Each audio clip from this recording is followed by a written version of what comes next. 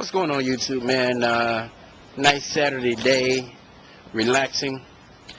And I was doing some research on the computer, and I was looking up passive income and things like that, and ideas and things of that nature.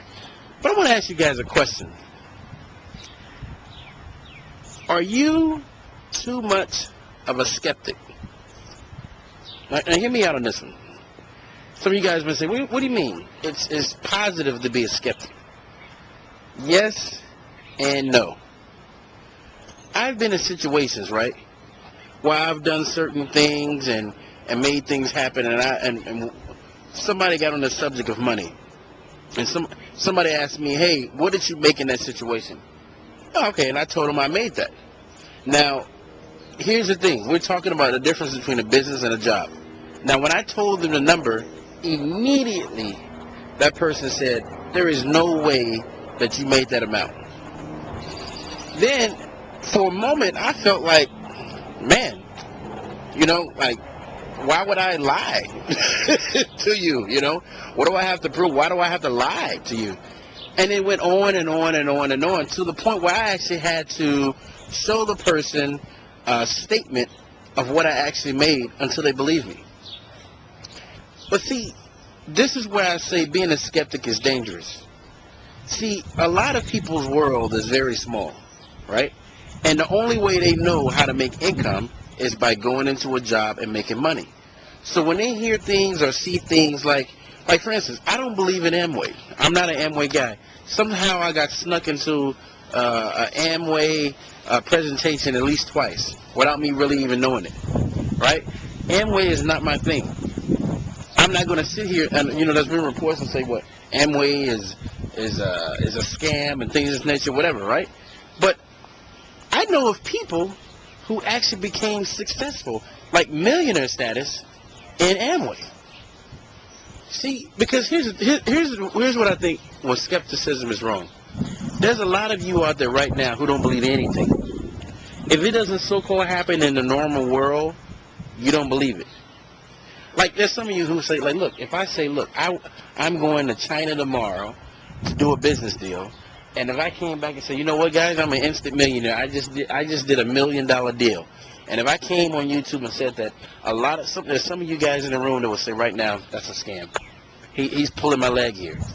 Because it's almost gotten to a point where, don't get me wrong, there have been people out there who've taken people money, who have done things bad, and that probably created a lot of this. But there are a lot of legitimate people out there and a lot of legitimate things that you will never be able to experience by being a skeptic. I mean, think about it. Sometimes skepticism can cause you to be poor for the rest of your life.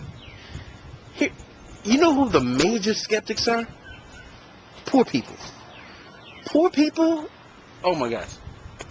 Poor people are the biggest skeptics in the world. They don't believe nothing exists.